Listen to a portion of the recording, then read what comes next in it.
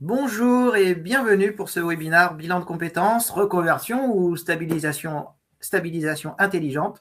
Alors, de quoi on parle en fait avec ce webinaire? L'idée, c'est de se projeter sur finalement comment le bilan de compétences peut devenir un allié stratégique en fait dans la suite. Comment on évite le turnover? Comment le bilan de compétences est un atout dans la gestion de ses équipes, dans la gestion de sa carrière, comment on va retenir les talents en fait au sein de son entreprise, comment on s'y prend et de quoi on parle en fait avec le bilan de compétences. Alors la vraie question c'est et si le bilan permettait la fidélisation? Alors c'est ce à quoi on va essayer de répondre aujourd'hui. Avec différents enjeux. Alors le bilan, c'est pas seulement un outil de reconversion, hein, en fait, il sert à plein de choses. Hein.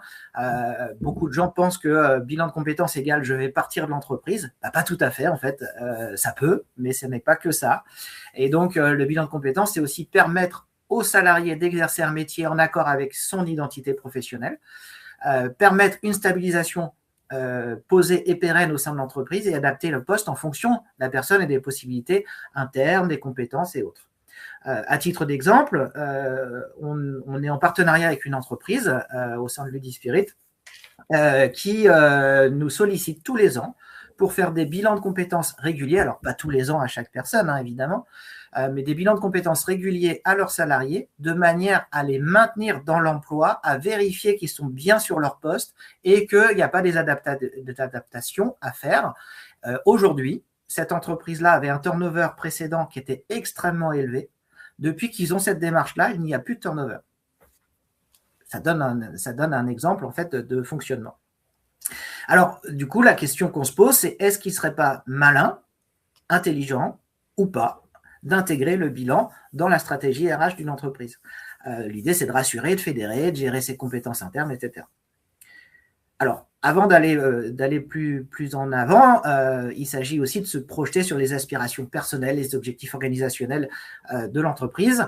Et donc, on va essayer de croiser tous ces éléments-là aujourd'hui avec la reconversion, l'évolution, la stabilisation, enfin bref, qu'est-ce que ça veut dire le bilan, les enjeux d'identité et de valeur, c'est-à-dire que quand le malaise vient du cadre, l'organisation, du rythme, du sens, de la perte de valeur au sein de l'entreprise, bah forcément, il y a un enjeu primordial autour du bilan.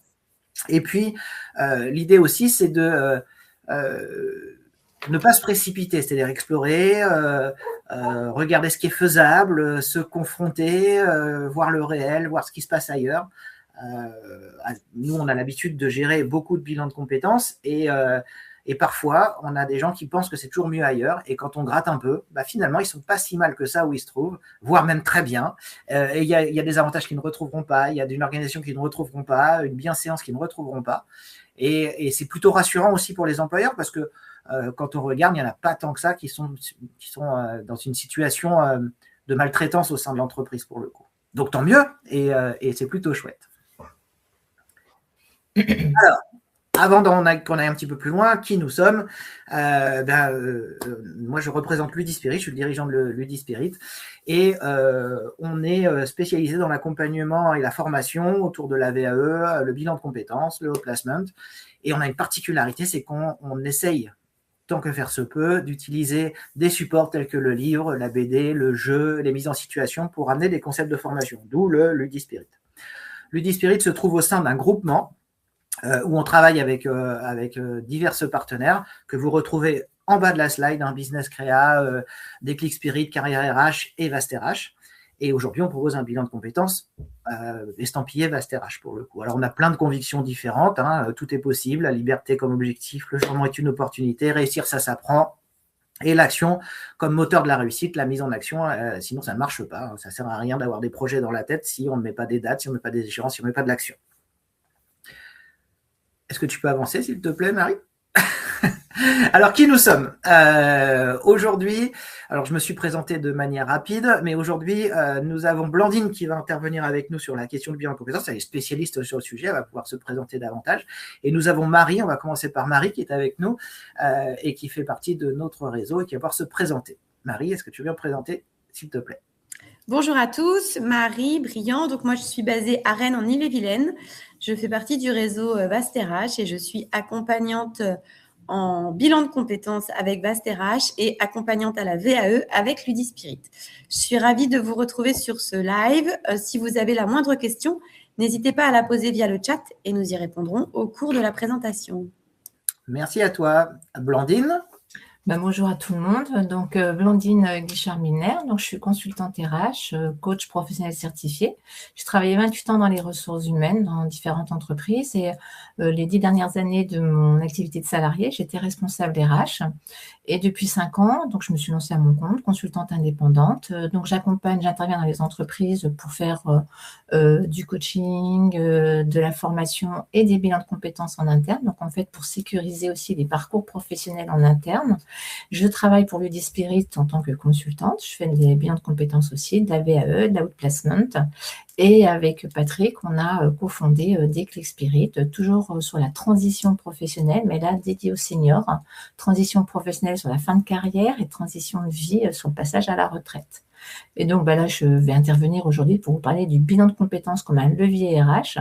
Parce qu'en tant qu'ancienne RH, c'est vrai que moi, le bilan de compétences, quand je travaillais, quand j'étais salariée, c'était plutôt quelque chose qu'on utilisait pour des situations un peu critiques, des personnes qui étaient inaptes sur leur poste ou dans l'ordre de négociation pour des départs d'entreprise.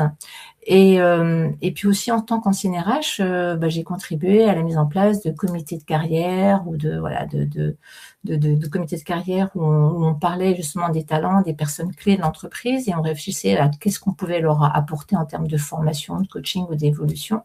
On abordait rarement le sujet du bilan de compétences. Et depuis que je suis en fait consultante RH externe, je suis amenée à faire des bilans de compétences en entreprise dans cette optique-là, pas que sur du départ ou des personnes qui sont en reconversion, mais vraiment accompagner justement, utiliser cet outil de bilan de compétences comme un outil de gestion RH, de rétention des talents et d'évolution au sein de l'entreprise. D'où effectivement le petit schéma qu'on vous a mis après, parce que c'est intéressant. Donc la gestion des talents, il y a l'acquisition effectivement, ce qui est le recrutement, l'intégration des personnes que l'on va recruter. On peut aussi identifier ces talents lors de comités carrière, comme je vous expliquais, ou de personnes qui sont là depuis quelques temps dans l'entreprise et qu'on voudrait faire évoluer parce qu'on détecte leur potentiel, on détecte que c'est des personnes clés qui peuvent continuer à évoluer au sein de l'entreprise. Donc, la gestion des talents, c'est aussi du développement des compétences. Et donc, en fait, nous, le webinaire, là, il va porter surtout sur les 2 axes, gestion et développement, parce que l'outil bilan de compétences, c'est un outil de gestion RH, un outil stratégique qui va permettre le développement des compétences des personnes en interne et justement la rétention des talents au sein de votre entreprise. Donc, comme je vous l'ai dit effectivement au tout début, c'est vrai qu'on voyait énormément le bilan de compétences comme un outil de sortie. C'est-à-dire que en fait, on l'associe à des situations difficiles, un salarié qui est plus apte, on a un problème d'inaptitude ou quand en fait on est dans une situation de sortie, une situation de crise. Alors qu'en fait, pour vraiment des cas très concrets que moi j'ai vécu en entreprise, ça peut être un autre outil. Un outil qui va permettre justement d'accompagner des collaborateurs, non pas des collaborateurs qui vont mal, mais des collaborateurs qui sont peut-être un peu qui ont moins d'intérêt dans leur travail ou qui se posent la question comment je peux évoluer au sein de l'entreprise, et au lieu de se dire si j'arrive pas à évoluer ici, je vais aller voir ailleurs, leur proposer justement cet outil de bilan de compétences pour se poser, prendre le temps de réfléchir à une solution, anticiper les évolutions. Et en fait, on voit que ça peut être que le bilan peut passer d'un outil de gestion de crise plutôt à un outil vraiment de développement des compétences et de gestion RH stratégique au sein de l'entreprise. Donc, c'est ça qu'on va vous démontrer aujourd'hui. Donc, voilà, des exemples qu'on vous a mis, c'est pas... on peut avoir des personnes, effectivement, comme je vous l'ai dit, qui sont identifiées comme des talents, donc des personnes qu'on voudrait faire évoluer en interne, des personnes performantes, des personnes qui ont un peu la sensation d'avoir fait le tour de leur poste. Et en fait, accompagner ces personnes-là, leur proposer à un moment donné un espace structuré. Quand on dit espace structuré, c'est-à-dire que le bilan de compétences, si on prend le temps d'identifier vers quoi la personne elle veut aller. On prend le temps de réfléchir avec elle pour construire son projet professionnel et vers quoi elle peut évoluer en interne. Et en fait, on envoie aussi comme message à l'entreprise, pas l'entreprise, aux collaborateurs, que l'entreprise, justement, eh ben, en fait, elle s'intéresse à la personne et qu'elle souhaite la garder en interne et qu'elle lui donne de la perspective d'évolution. Donc, c'est pas juste un outil pour gérer quand une situation ne convient pas, mais c'est vraiment un outil qui permet, un outil stratégique RH qui permet justement de garder des collaborateurs, de pouvoir les faire évoluer et de surtout de prendre le temps d'accompagner des personnes pour qui on aurait détecté des signaux un peu pas de mal-être, parce que je parle bien que ça peut être des gens qui sont très bien dans leur poste, mais qui se disent, voilà, j'en ai vu un petit peu le bout, je voudrais peut-être évoluer, mais je vois pas sur quoi. Donc, comment les accompagner par rapport à ça? Et stratégiquement, c'est quand même intéressant ce que tu viens de dire, puisque l'idée, c'est de se projeter avec un salarié et pas d'attendre que lui, il aille faire un bilan seul, finalement, et qu'il soit antiproductif par rapport à l'entreprise et de dire, bon, j'en ai marre, il faut que je parte. Non pas parce que j'en ai marre de l'entreprise, mais parce que j'ai fait le tour de mon poste. Alors qu'il y a peut-être des leviers, des solutions en interne et que le bilan permettrait de mettre ça en exergue s'il était pris à temps par les services RH pour le coup. Complètement. S'il était pris à temps, c'est hyper important. Ça veut dire que comme on disait, c'est des signaux faibles aux managers à détecter, au service RH aussi. Moi, j'ai accompagné il y a quelque temps une jeune femme dans une entreprise. Elle était au niveau ingénieur, donc elle avait une bonne formation, elle avait un poste qui lui plaisait énormément, ça se passait bien, c'était dans une grosse structure. Et donc en fait, l'entreprise, les services RH m'ont contactée parce que elle était localement proche de mon bureau, et donc je l'ai accompagnée non pas parce qu'elle n'était pas performante, non pas parce qu'elle elle voulait quitter l'entreprise et que l'entreprise négocie un départ avec elle, non pas parce que il y avait un problème ou quoi que ce soit, non, parce que l'entreprise investissait sur elle et se disait, on a quelqu'un qui est bien dans son poste, qui a vraiment envie d'évoluer, mais qui a commencé à répondre un peu à des tas d'offres en interne. Et là, elle avait aussi parlé en interne aux RH qui étaient sur la mobilité.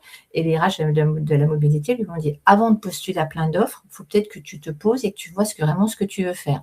D'où la nécessité de mettre en place un bilan de compétences pour réfléchir, prendre le temps, au lieu de postuler à toutes les offres et de se dire, tiens, je vais tenter ça, je vais voir.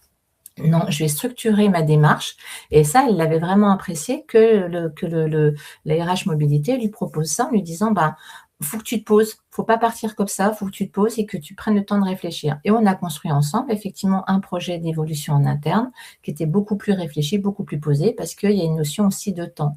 Et donc là, c'est hyper important, c'est parce que ça permet à l'entreprise de la garder, parce qu'elle a trouvé ça vraiment hyper engageant de la part de l'entreprise qui souhaitait l'accompagner là-dedans. Elle est partie sur une autre structure au sein du groupe. Et ça permet de construire une solution qui est vraiment adaptée à la personne, donc d'éviter peut-être des mobilités qui ne sont pas tout à fait bien adaptées, où les personnes n'auront pas vraiment vu tous les tenants du poste, n'auront pas vraiment réfléchi à ce qui est important pour elles. Et le bilan de compétences permet de ça, effectivement, de travailler en amont sur le projet avant de partir sur une mobilité. Donc, ça permet aussi de voir plus clair sur sa stratégie au sein de l'entreprise, mais aussi pour la stratégie de l'entreprise. C'est que vraiment, c'est donnant-donnant. Tout le monde y gagne, en fait, dans ce cas. Tout le monde y gagne parce que vous connaissez, c'est le coût d'un recrutement, le coût d'une mobilité ratée. Vous pouvez avoir des personnes qui se partent sur une mobilité que ça ne fonctionne pas. Le coût d'un départ, c'est-à-dire que la personne elle part, donc le temps de la remplacer. Parce que là, dans l'exemple que je vous donne, ça a permis à l'entreprise d'anticiper son recrutement sur le poste où elle était et de l'intégrer sur un poste qui était ouvert sur un autre site. Donc, tout ça, en fait, c'est gagnant aussi pour l'entreprise. Donc, en termes de coût, un bilan de compétences, c'est très, très, très peu, c'est peut-être 1/10 d'un recrutement ou d'un départ d'une personne qu'il faut remplacer ou autre.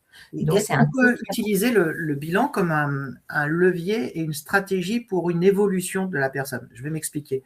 Par exemple, vous avez quelqu'un qui travaille sur un poste et on lui dit demain, tu vas devenir responsable de tous les autres. Peut-être qu'il n'a pas envie, peut-être qu'il ne se sent pas certain de pouvoir y arriver, peut-être qu'il pense qu'il n'a pas les compétences. Et est-ce que le bilan de compétences, du coup, peut pas être une stratégie aussi pour ne pas se tromper. C'est-à-dire que déjà, pour lever le voile sur la personne, et ça se trouve, elle est au bon endroit et c'est normal qu'elle évolue et tout va bien. Peut-être que ça mettra en exergue le besoin de formation et peut-être également que finalement, elle ne s'est pas trompée et que ce n'est pas pour elle cette évolution-là et que finalement, ce serait une évolution ratée au sein de l'entreprise. Ouais, complètement. Parce que moi, ça me fait penser à une situation professionnelle que j'avais vécue il y a quelques années, où en fait, une personne, elle a évolué sur une fonction de manager. Son manager souhaitait effectivement la faire, les managers sur le site souhaitaient la faire évoluer. Moi, j'y avais mis un petit bémol en me disant que lors de l'entretien, j'avais pas vraiment, je m'étais questionnée beaucoup sur la posture managériale. J'avais mis une alerte, mais vous savez, il y a les RH et puis aussi le poids du management. Et donc, en fait, on m'a dit non, on la voit bien évoluer. 1 an et demi après, elle était pas bien du tout sur son poste. Au sein de l'équipe, ça avait créé des problèmes. Et donc, en fait, elle est repassée sur un poste plutôt d'expertise, de technicien support. Et donc là, on est vraiment dans le cas, parce que parfois, on se dit l'évolution, elle passe par le management. Tout le monde ne peut pas être manager. C'est pas toujours une évolution. Et le bilan de compétences va vraiment pouvoir permettre d'aller chercher les moteurs profonds de la personne, vers quoi elle peut aller, vers quoi elle a envie. Et c'est peut-être pas nécessairement le management. Ou alors, ça aurait pu confirmer, dans ce cas-là, si on l'avait utilisé, on aurait travaillé en profondeur sur qu'est-ce qui l'attirait sur ce poste et qu'est-ce qu'elle voulait vraiment réaliser à travers ça. Et quelles étaient ses compétences actuelles, quelles étaient les compétences transférables pour le poste de manager. Donc là, c'est soit, comme tu viens de le dire, Patrick, soit ça peut confirmer ce qu'on pensait, soit ça peut se dire, non, finalement, c'est pas ça.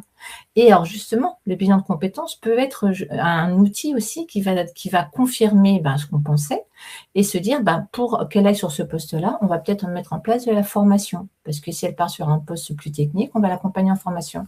Ou tiens, elle part sur un poste de manager et là, on a validé le fait à travers le bilan et elle-même a validé sa volonté d'y aller, sa capacité à occuper ce poste, mais elle sent quand même qu'il y a une petite marche à monter. Et là, ça peut être du coaching aussi, d'accompagner sur de la posture. Donc, en fait, le bilan de compétences, c'est un outil en amont de la mobilité, de formation qu'on peut mettre en place ou de coaching pour une situation donnée. Donc, c'est un vrai outil stratégique qui permet de valider des choix, comme on l'a écrit, d'avoir des décisions qui soient partagées, parce qu'on implique le collaborateur et on valide des hypothèses qu'on aurait pu définir. Alors, une question qui me vient, le fait que le bilan de compétences soit réalisé par quelqu'un d'externe à l'entreprise, c'est bien ou c'est pas bien? Moi, je trouve ça très bien. Je trouve ça très bien parce que je trouve que parce que ça apporte un regard extérieur. Et là, l'exemple que je citais tout à l'heure, c'est le service et la RH mobilité. Elle aurait pu le faire, la RH mobilité, dans le cas que je vous citais au tout début. Elle aurait pu prendre le temps d'échanger avec la personne. Bon, déjà, je pense qu'elle n'avait pas le temps parce qu'elle était quand même RH mobilité dans un grand groupe. Donc, elle a préféré dédier ça à quelqu'un dont c'est le métier, parce que ça, c'est aussi important. Moi, je suis une ancienne RH. Quand je suis partie du métier d'RH, je me suis formée au bilan de compétences. C'est pas parce que j'étais RH avant que spontanément, j'étais capable de faire un bilan de compétences. Donc, je me suis formée à ça. Donc, en fait, le bilan de compétences, c'est réalisé par des personnes qui ont l'habitude d'accompagner. Et puis, alors, le point essentiel pour moi, c'est le regard extérieur. C'est d'avoir un regard extérieur et d'apporter d'autres choses et de changer de prisme. La personne, elle sort aussi un peu de l'entreprise, de l'accompagnement entreprise et la personne extérieure va l'amener à voir les choses différemment. Donc, c'est là où effectivement, où le bilan de compétences, c'est un super outil, quoi. C'est un outil de prévention. Parce qu'on voit qu'on peut, grâce à ça, se dire, quand je détecte des gens qui sont plus ou moins bien sur leur poste, qui commencent à se poser des questions, je peux justement les accompagner par rapport à ça. Un outil de développement des talents, comme les exemples qu'on vient de donner. Voilà, c'est hyper important. Accompagner des potentiels, des gens qu'on veut développer, Et en plus, on est actuellement, les personnes ont envie d'évoluer assez rapidement. Les collaborateurs sont de plus en plus demandeurs de ça aussi, d'évolution, de perspective d'évolution. Je suis là, mais demain, je vais être où? Donc là, une entreprise qui montre qu'elle met en place des programmes d'évolution et qu'elle accompagne ses collaborateurs, c'est sécurisant en termes de parcours. Et puis, tout ça, c'est pour de la fidélisation. Donc, c'est effectivement, on sécurise, on donne de la visibilité. Et c'est là où on voit que le bilan de compétences devient un vrai outil stratégique dans la gestion des ressources humaines. Et dans cet outil-là, on parle d'outils stratégiques, mais il peut quand même amener, et ça arrive, à des départs.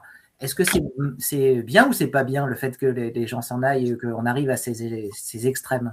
Alors, écoute, moi, je pense que oui, ça peut amener des départs, mais c'est pas toujours le cas. En tout cas, dans tous les bilans de compétences que j'ai réalisés en entreprise, il n'y a pas eu de départ.